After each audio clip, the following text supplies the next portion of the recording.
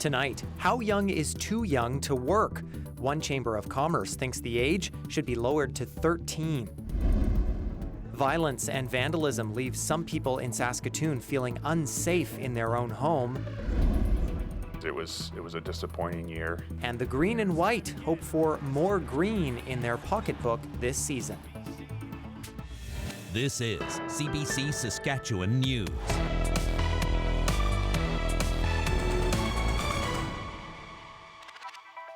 It is Wednesday, June 19th, and the CBC Saskatchewan News starts right now.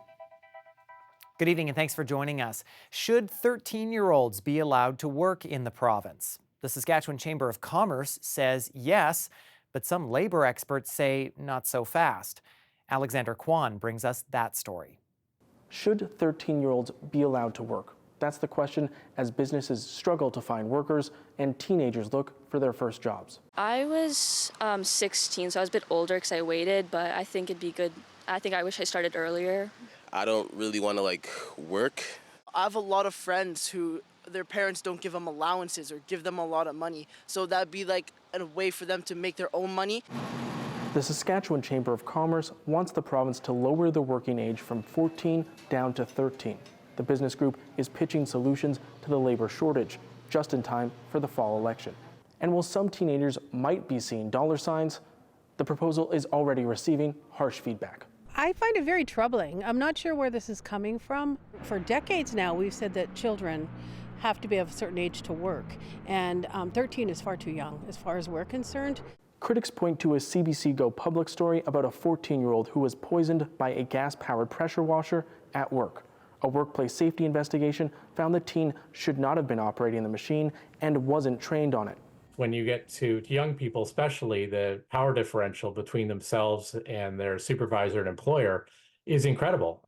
The best way to eliminate that risk is to not have 13-year-olds in working grocery stores, at gas bars with the potential for working alone or being assigned to work that's dangerous. 13-year-olds are already working in Alberta and Manitoba, while British Columbia allows children as young as 12 to work as long as they have permission from their guardian. Ontario's minimum age is 14. The Saskatchewan Chamber of Commerce would not speak to us about its proposal, but it did provide a statement. It says the law already protects when and where children can work in order to keep them safe. It also says that it's ultimately up to the parents and their children to decide when they're ready to enter the workforce. Alexander Kwan, CBC News, Regina. Regina's executive committee has voted to keep the Regina Exhibition Association Limited afloat, but it'll require an injection of millions of dollars from the city next year. Reel has acquired $14 million in debt over the years. It owes more than half of that money to the CRA for using a pandemic business subsidy that it wasn't eligible for.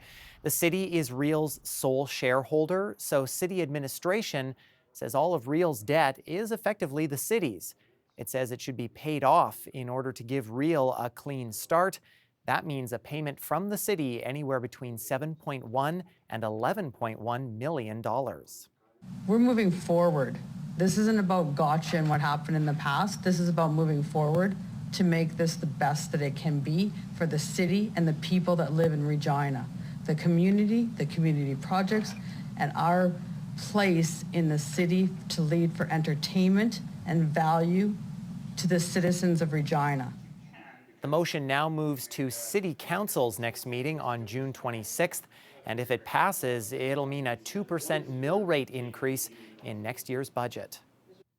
Well, some people in Saskatoon say they don't feel safe in their own apartment buildings. Residents of two buildings behind Market Mall in the city's south end say they're facing violence, witnessing drug use, and encountering vandalism. Aishwarya Duda has that story. Residents of the Scott and Forget apartments say they're living like prisoners in their own homes. They say in January, the province began allowing people with mental health and addictions issues to move in.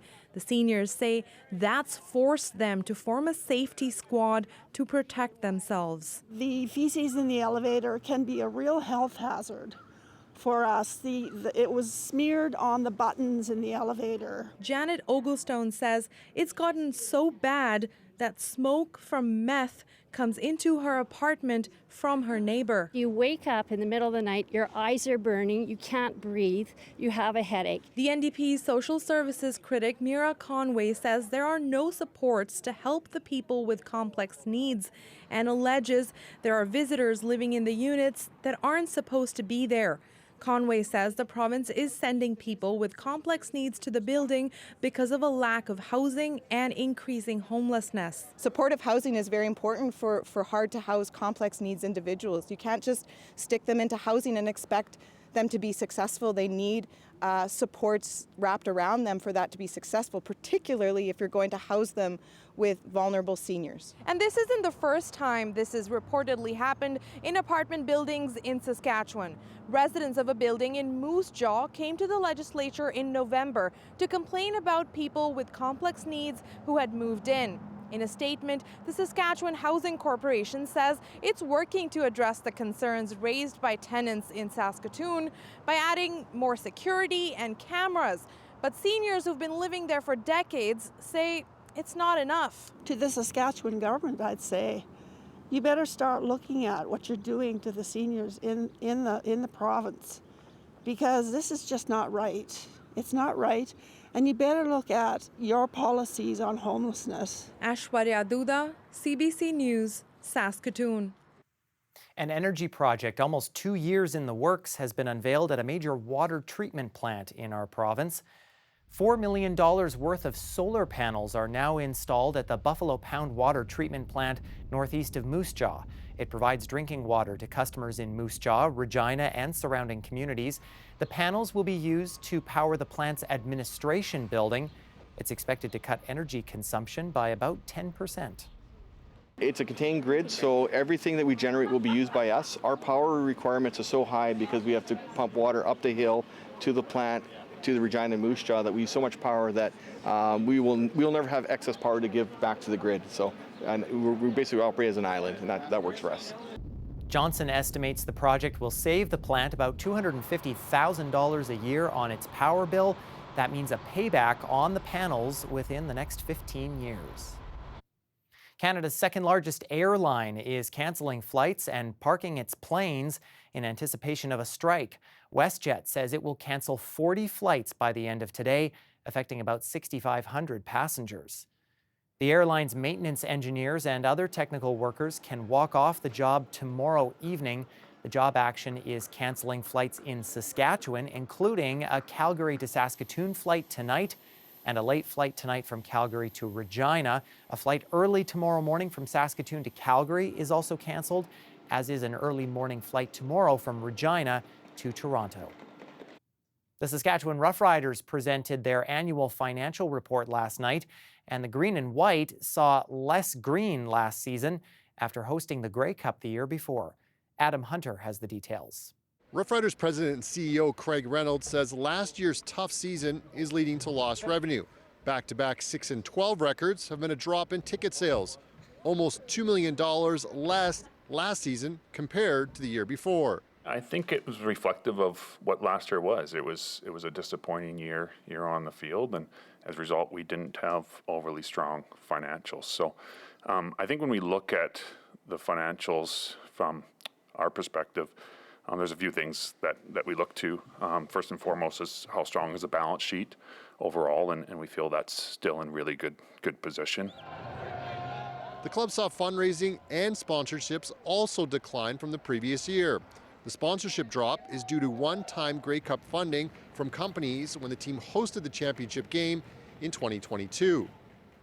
Merchandise, CFL distribution, and interest income increased from 22-23. Reynolds says an improved on-field product will help the team financially. I think there's one known correlation in pro sports, and that's winning. Winning definitely impacts your organization in a positive way. Certainly financially, it impacts it in a positive way. Reynolds says the team is focused on attracting young fans and families with youth pricing and a $99 ticket package for a family of 4, which is back for another season. Last season, concession sales saw a drop by $500,000. The club says that was due to low overall attendance and the introduction of $5 pre-game beers. The team has tweaked its beer discount this year, offering a happy hour for the first hour the gates are open. The Ruff Riders say that inflation and higher interest rates are also not helping the team financially. Reynolds says he hopes that the club's 2-0 start under new coach Willie Mays will entice fans back into Mosaic Stadium. Adam Hunter, CBC News, Regina. And the Riders were back at practice today after their 33-30 come-from-behind victory over the Hamilton Ticats this weekend. Head coach Willie Mays is pleased with the hot start to the season, but he would like to play with the lead late in the football game. Really, it's going to come down to execution. For us this last game, it was obviously the penalties and explosion plays for us, right? You know, we take away that. It's a completely different game, right? But the reality of it is that is part of football. You always want to, be chased, so to speak. It'd be nice for us to be chased and see how we respond in that. But I think the hardest thing in football is to chase and catch somebody, and to do it 2 weeks in a row on the road. It's pretty impressive. The Riders' home opener is Sunday as they host Hamilton for the back half of their home-and-home series with the Ticats. Kickoff there is 5 p.m. at Mosaic Stadium. Now, don't panic. This isn't in our backyard, but it didn't fall too far away from us. Wet, heavy snow falling in parts of southern Alberta Monday night and into yesterday morning, just days away from the first day of summer. Parts of the province were also under frost advisories, with some communities seeing temperatures around the freezing mark. Now, we've seen our fair share of the cooler weather, so how much longer will that last? Tyreek Reed has the details in his forecast when we come back.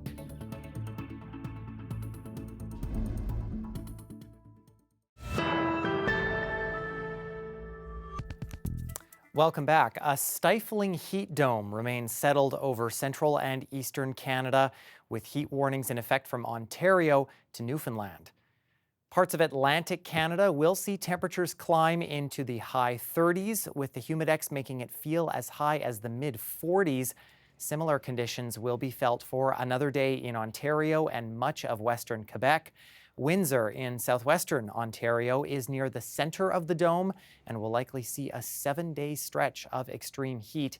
And there's little relief overnight. Municipalities have started opening cooling centers and pools for people to beat the heat. This weather update is brought to you by Mercedes-Benz Regina, proud member of the Capital Automotive Group.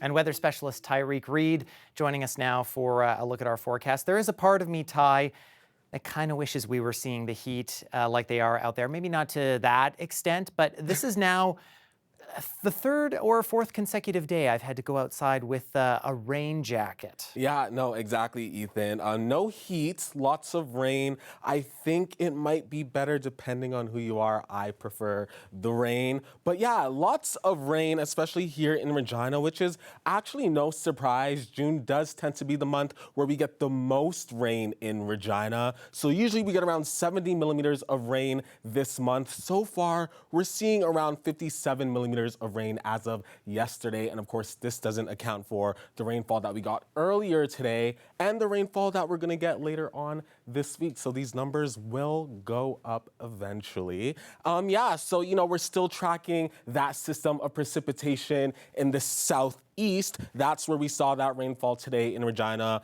Environment Canada also issuing warnings because of this rainfall. Those warnings have since ended, but there is the potential for this rainfall to develop into thunderstorms again later on. As we head to the west, we're still seeing some showers there. No warnings in this region of the province, but of course, we're keeping our eye out for that as we head into the overnight. Let's look at temperatures now because they're still below seasonal. We're only seeing temperatures at around 15 degrees in Stony Rapids as we head down into south and central regions of the province. Still feeling that cooler air, seeing daytime highs around 16 degrees in areas like Saskatoon. It doesn't feel like it right now, but it will start to warm up as the days go on. So we just got to to get through today, and then we'll be feeling that warmer weather, which we'll touch on very, very soon. So as we head into tonight, we'll start to see those showers move into Manitoba as we start the day tomorrow. Mainly dry conditions throughout the province, but then those showers start to pop back up in mainly southern parts of the province. Heading into Friday, we're going to be met with more showers once again. As we talked about, this does tend to be the rainiest month of the year for southern Saskatchewan, so no surprise there. As we head into Thursday, we'll be met with a few millimeters of rain in southern Saskatchewan, so not a lot of accumulation there. We didn't have to deal with any heavy wind gusts today or strong wind gusts today, but heading into Friday, we could start to see those pick back up in areas like Regina. But yeah, don't have to worry about that for right now. Looking ahead into next week and into the rest of the week this week, we're looking at temperatures near seasonal or right at seasonal for really most of this week. Heading into next week, we'll be seeing a daytime high of around 23 degrees to kick off summer tomorrow here in Regina. We still have to worry about those showers moving in later on tomorrow evening, but we'll be starting off the day with mainly dry conditions. In Saskatoon, mainly dry weather tomorrow, kicking off the start of summer with a daytime high of around 21 degrees. As we head further into the week and the week ahead, those numbers will remain mainly consistent. So for now, we just got to get through today, Ethan. Yeah, I'm seeing those temperatures Saturday, Sunday there, the upper 20s tie. I think maybe we should move those back a little bit to correlate with the official start of summer. Exactly. I think that would be more ideal. Yeah, we'll work on that. All right. Thanks so much, Tyreek. No problem. And his headdress is made of porcupine hair. Well, powwow dancers were just one part of an Indigenous artisan market at the Regina International Airport this morning. It's in the lead up to National Indigenous Peoples Day on Friday and was a partnership between the Airport Authority, Canada Border Services Agency, and Neo-Yotina Friendship Center. The market featured 15 artists selling beadwork, ribbon skirts, paintings, and much more. Donations from the event support the Friendship Center's work. We'll be back after the break.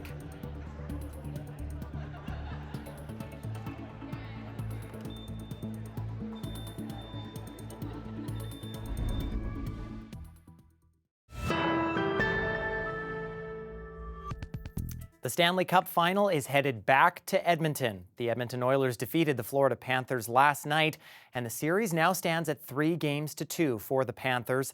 The Oilers are trying to battle back from a 3-0 deficit with Game 6 slated for Friday night. Travis McEwen brings us the latest. Looking for Shorty, scores! In enemy territory, and the Oilers in a must-win game, the team's leader and all-star, Connor McDavid, stepped up once again, assisting on the game-winning goal and putting the game away with an empty netter, giving him 42 points this playoffs, 5 points away from the record held by the great one, Wayne Gretzky. A win sending Oilers fans into a frenzy in Edmonton and in Sunrise, Florida. Oh my God, on top of the world, I knew he'd come back. Oilers in 7, 100% of the way, not a doubt in my mind. Not a single moment of doubt. Oilers in 7! Knew it was happening. We always wanted to go to Canada. Always wanted to. We came down for Game 4, sat in the bar. We came in for Game 5, going back for Game 6. Game 7, I'm booking my tickets. I'm booking my tickets. And Panther fans are showing confidence despite the 2 losses. But there is some frustration brewing. It's apparent in this shot of Panther general manager Bill Zito. So there should be some frustration levels on the Panthers. They're still in the driver's seat no matter how it's going. You're still up 3-2, and you do have a potential Game 7 at home, which is always important. But the pressure is definitely going to start getting to them because Edmonton clawed themselves back in the series. Home advantage will be in the Oilers' pocket in Game 6, but they did lose Game 3 at home. And some former Oilers players and coaches say momentum may not carry over from game to game. You know, the things that are really in our favor going into Game 6 are certainly the play of out of this world play of Connor McDavid the last couple of games, and I'll throw Skinner in that sentence as well, in how well that he's played.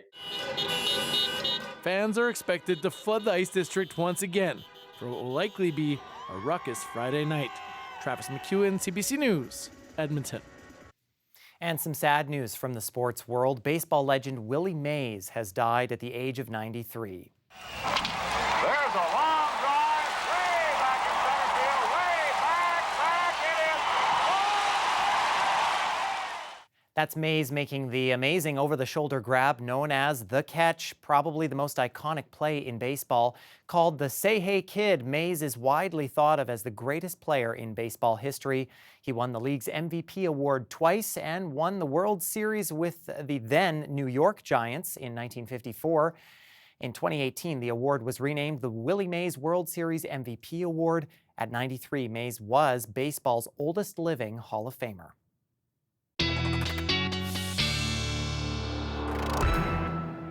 And Tyreek is back with one last look at our forecast. Thank you, Ethan. Being met with mainly clear skies tonight in Regina, and then waking up to lots of sunshine finally, and that will stick with us heading into the afternoon tomorrow. But of course, there is a possibility that we could be met with more showers later on tomorrow evening, seeing daytime highs around 23 to kick off the official start of summer here in the city. In Saskatoon as well, mostly clear skies tonight. Heading into tomorrow morning, being met with a mix of sun and cloud, mostly sun, and that will stick around as we head into tomorrow afternoon as well, where we're going to be met with mainly warm temperatures finally, Ethan. Yeah, we'll use the term summer loosely, maybe. Summer. All right, thanks, Tyreek. No problem. And before we leave you, efforts to save a Saskatchewan summer festival have paid off. And it's impossible to fly them without a stupid grin on your face. Ray Gowan is a volunteer kite instructor in Swift Current. The city's Windscape Kite Festival is a go for this weekend after volunteers rallied together to keep it alive. Like many events, it was struggling to find enough money and manpower, but the community came together to make sure it carries on. The man who first started the festival says it's a way to counter any negativity around the wind and prairie landscape. We could see that if, kite flyers from across the country, the best of the best, wanted to come and fly in Swift Current, this was just a great opportunity to kind of turn that vision around and see our landscape, see the place where we live in a more positive light, in a different way, to see the real beauty in it all. The Free Festival takes place Saturday and Sunday, drawing kite flyers from as far away as Italy and Colombia.